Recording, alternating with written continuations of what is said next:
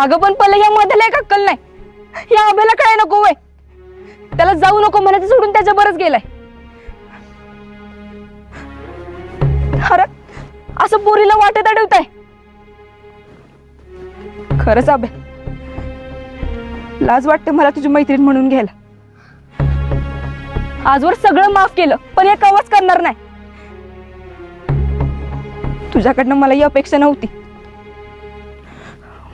पुरीकडे बघणं, हसणं, वया घेणे समजा ठीक होतं. अरे पण तुम्ही लग्नाचं विचारताय ते बी भर शाळेत. मग तर ना तुम्हाला घरच्यांनी चांगलं सांगलं पाहिजे. आणि आता हाणणारच आहेत. उद्या शाळेत तमाशा होईल तो वेगळाच.